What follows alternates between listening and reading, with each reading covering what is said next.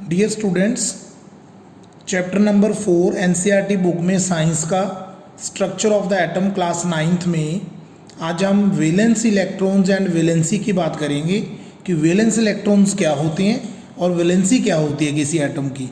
लेकिन valence electrons के बारे में बताने से पहले मैं आपको एक बहुत ही इम्पॉर्टेंट बात बता रहा हूँ कि जब कोई भी केमिकल रिएक्शन होती है, कोई भी केमिकल रिएक्शन मान लो कार्बन प्लस ऑक्सीजन ये मिलके कार्बन डाइऑक्साइड बना रहे हैं, तो ये एक केमिकल रिएक्शन है। तो जब कोई भी केमिकल रिएक्शन होती है तो जो इलेक्ट्रॉन्स होती हैं बाहर वाले शेल में, electrons present in the outermost shell of an atom take part in the reaction. ऐसे इलेक्ट्रॉन्स को हम वैलेंस इलेक्ट्रॉन्स बोलते हैं। मीन्स जो किसी एटम के बाहर वाले शेल्स में इलेक्ट्रॉन पड़े होते हैं उनको वैलेंस इलेक्ट्रॉन्स कहा जाता है। जैसे मान लो हम बात करें सोडियम की, मान लो सोडियम का एटॉमिक नंबर है 11, सोडियम की इलेक्ट्रॉनिक कॉन्फ़िगरेशन है 2 8 1। ये के शेल है, ये एल, ये एम। इसके एम शेल में एक इलेक्ट्रॉन है, इसका के शेल भी फील्ड है, इसका एल शेल भी फील्ड है। एम शेल में इसके एक इलेक्ट्रॉन पड़ा है तो इसको हम बोलते हैं वैलेंस इलेक्ट्रॉन। ये क्या है? Valence electron. और जिस शेल में वैलेंस इलेक्ट्रॉन पड़ा है उसको कहा जाता है वैलेंस शेल। ये हो गया वैलेंस शेल। तो वैलेंस इलेक्ट्रॉन, ये हो गया वैलेंस शेल। तो जो electrons present in the outermost shell, मैंने आपके सामने एक डेफिनेशन लिखी है, देखो। The electrons present in the outermost shell of an atom of an element are called valence electrons. तो जो इलेक्ट्रॉन्स किसी एटम के बाहर वाले शेल में पड़े होते हैं उनको हम वैलेंस इलेक्ट्रॉन्स कहते हैं। और the outermost shell is called valence shell. जो शेल सबसे बाहर होता है किसी एटम के, सबसे बाहर वाला शेल होता है, उसको हम वैलेंस शेल बोलते हैं। वैलेंस इलेक्ट्रॉन्स और वैलेंस शेल की मैं आपको और भी एग्जांपल दे सकता हूँ। जैसे अगर मैं कार्बन की बात करूँ, कार्बन का जो एटॉमिक नंबर है वो 6 होता है। तो अगर आप कार्बन की इलेक्ट्रॉनिक कॉन्फ़िगरेशन लिखोगे, आप लिखोगे 2 4। इसका मतलब ये के शेल है, ये एल शेल है। के शेल में ज़्यादा से ज़्यादा 2 इलेक्ट्रॉन आ सकते हैं, तो इसका के शेल फील्ड है। लेकिन इसका जो एल शेल है उसमें 8 इलेक्ट्रॉन आने चाहिए थे, लेकिन इलेक्ट्रॉन्स 4 आए। तो ये 4 इलेक्ट्रॉन्स कौन से इलेक्ट्रॉन्स हैं? ये वैलेंस इलेक्ट्रॉन्स हैं। और जो इसका एल शेल है इसको हम बोलते हैं वैलेंस शेल। तो आई थिंक आपको ये कंसेप्ट की क्लैरिटी होनी चाहिए, क्योंकि वैलेंसी की बात करने से पहले हमें valence electrons and valence shell के बारे में पता होना चाहिए। हाँ जी बेटा, now we will discuss about valency. देखो वैलेंसी का कंसेप्ट क्यों सामने आया, जब हमने नोबल गैसेस की बात की। देखो जो नोबल गैसेस होती हैं वो स्टेबल होती हैं। जैसे मैं आपके सामने अगर हीलियम की बात करूँ, मैं नियॉन की बात करूँ, मैं आर्गन की बात करूँ, तो हीलियम का एटॉमिक नंबर 2 है, नियॉन का एटॉमिक नंबर 10 है, आर्गन का एटॉमिक नंबर 8 है। तो ये गैसेस स्टेबल हैं। Why these gases are stable? क्योंकि जो इनका आउटर मोस्ट शेल है जिसको हम वैलेंस शेल बोल देते हैं वो कंप्लीट है। उसमें ना इलेक्ट्रॉन्स ऐड हो सकते हैं, ना उनको इलेक्ट्रॉन छोड़ने की ज़रूरत है। जैसे अगर हम हीलियम की बात करें तो हीलियम की इलेक्ट्रॉनिक कॉन्फ़िगरेशन ओनली 2, तो इसका के शेल फील्ड है। अगर हम नियॉन की बात करें तो 2 8 के एल, इसका एल शेल भी फील्ड है। अगर हम आर्गॉन की बात करें 2 8 8, तो इसका मतलब इसका एम शेल भी फील्ड है। के एल एम, हीलियम में एक ही शेल होता है, फील्ड है। नियॉन में 2 शेल्स हैं, दोनों फील्ड हैं। आर्गॉन में 3 शेल्स हैं, तीनों फील्ड हैं। तो इसका मतलब क्या हुआ कि ये स्टेबल हैं, इनको किसी के साथ रिएक्ट करने की ज़रूरत नहीं है। और जब हम दूसरे एलिमेंट्स की तरफ देखते हैं तो उनमें या तो इलेक्ट्रॉन्स ज़्यादा हैं या इलेक्ट्रॉन्स कम हैं, तो उनको क्या करना पड़ता है? इलेक्ट्रॉन्स को गेन करना पड़ सकता है, इलेक्ट्रॉन्स को लूज़ करना पड़ सकता है, और जो शेयरिंग उनके लिए पॉसिबल हो सकती है। तो मैं आपको एक लाइन पढ़ के सुना रहा हूँ। The concept of valency arises from the study of the noble gases. ठीक है, क्योंकि नोबल गैसेज जो थी वो स्टेबल थी, तो दूसरे एलिमेंट्स जो हैं वो स्टेबल नहीं होते। वो स्टेबल क्यों नहीं होते? क्योंकि जो उनकी वैलेंसी है वो 0 नहीं होती। क्योंकि जिनका, अब जैसे हीलियम है, इसका के शेल फील्ड है, तो इसको किसी भी एक्स्ट्रा इलेक्ट्रॉन की ज़रूरत नहीं है, तो इसकी वैलेंसी कितनी है? 0 है, वैलेंसी 0। नियॉन का एल शेल फील्ड है, तो इसको ना इलेक्ट्रॉन की ज़रूरत है, ना इसने किसी को इलेक्ट्रॉन देना है ना लेना है। तो इसकी जो केमिकल रिएक्टिविटी है बहुत कम है, 0 है। तो इसकी वैलेंसी भी 0 है। आर्गॉन का भी सारे शेल्स पूरे हैं तो इनकी वैलेंसी 0 है। तो इसका मतलब हम ये कह सकते हैं कि valency of noble gases, valency of noble gases is 0। Noble gases की जो वैलेंसी है वो कितनी है, 0 है। ये चीज़ हमें पता होनी चाहिए। इसके बाद हम बात करते हैं वैलेंसी की डेफिनेशन को हम एक बार डिस्कस कर लेते हैं। पहले क्या होती है वैलेंसी?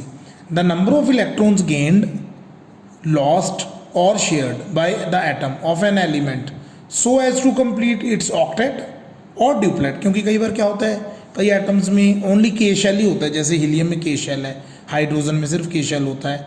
तो उसको अपना ऑक्टेट मीन्स 8 होते हैं, बाहर वाले शेल में 8 इलेक्ट्रॉन या 2 इलेक्ट्रॉन्स पूरे करने के लिए, ठीक है। जितने इलेक्ट्रॉन्स की हम उसको कहते हैं कि ज़रूरत है उसको हम बोलते हैं उसकी वैलेंसी बोलते हैं। अब जैसे मान लो मैं आपके सामने 3 एलिमेंट्स लिखता हूँ, लिथियम, बेरिलियम, बोरोन। लिथियम का एटॉमिक नंबर 3, बेरिलियम का 4, बोरोन का 5, इलेक्ट्रॉन कॉन्फ़िगरेशन 2 1, इसकी 2 2 2 3।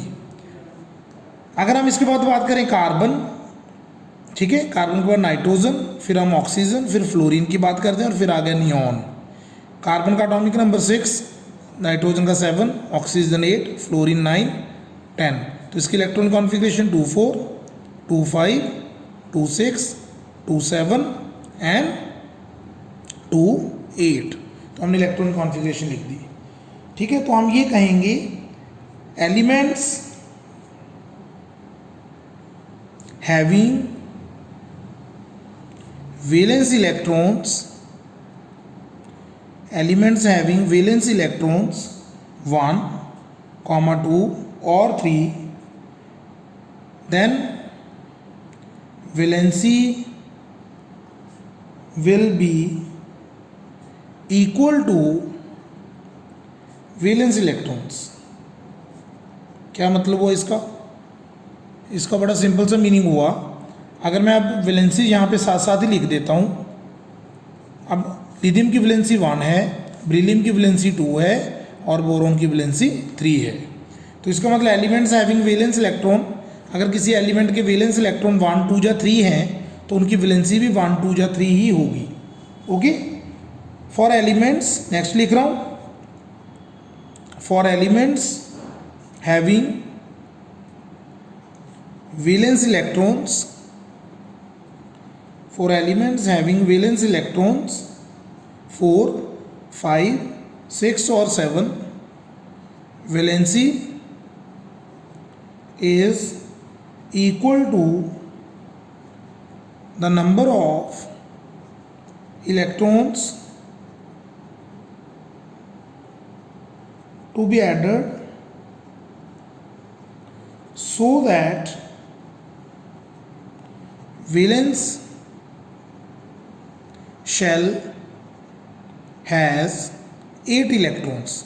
अब देखो शायद आप बोर हो गए होगे मैंने इतना लिख दिया, लेकिन इसको समझ लो बस, कोई खास बड़ी बात नहीं है कि अगर किसी, जैसे यहाँ पे देखो कार्बन में कितने वैलेंस इलेक्ट्रॉन्स हैं 4, यहाँ पे 5 6 7 8। तो वैलेंसी फाइंड करने के लिए आपने पता क्या करना है, 8 माइनस वैलेंस इलेक्ट्रॉन्स।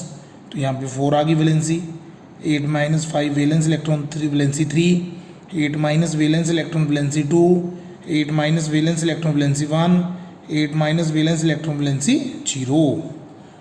तो जो मैंने ये लिखा, ये मैंने वही लिखा जो मैं यहाँ पे आपको बता रहा हूँ। तो इसको आप फिर से ध्यान से देख लो, क्या लिखा मैंने, for elements having valence electrons, कि जिसके वैलेंस इलेक्ट्रॉन 4 हैं 5 हैं 6 हैं या 7 हैं, valency is equal to number of valence electrons to be added. अब देखो जिसके पास 4 इलेक्ट्रॉन्स हैं, मुझे इसको 8 बनाने के लिए कितने इलेक्ट्रॉन्स ऐड करने हैं, 4। तो वैलेंसी कितनी आ गई, 4। जिसके वैलेंस इलेक्ट्रॉन 5 हैं तो इसको 8 बनाना है, तो कितने इलेक्ट्रॉन्स ऐड करने पड़ेंगे, 3। तो इसकी वैलेंसी कितनी होगी, 3। जिसके पास 6 हैं उसकी वैलेंसी 2, जिसके पास 7 है उसकी वैलेंसी 1, तो जिसके पास 8 होंगे तो उसकी वैलेंसी 0 होगी।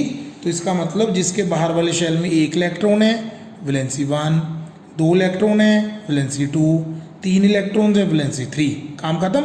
लेकिन अगर किसी के पास 4 इलेक्ट्रॉन्स हैं तो आप ये कह दो कि वैलेंसी 4। अगर किसी के पास 5 इलेक्ट्रॉन है तो 8 में से 5 को माइनस करना पड़ेगा, वैलेंसी 3। 6 इलेक्ट्रॉन है, 8 में से 6 को माइनस करना पड़ेगा, valency 2।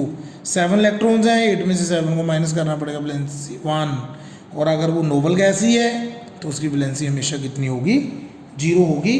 So that is the today topic जिसमें हमने आज वैलेंसी की बात की। तो ऐसे आपकी बुक में एक टेबल भी है जिसमें उन्होंने कंप्लीट वैलेंसी के बारे में आपको कुछ भी, वैसे आई थिंक आपकी बुक में नहीं लिखा हुआ, लेकिन आप हर एलिमेंट की वैलेंसी इस मेथड से फाइंड आउट कर सकते हो। Okay, thank you.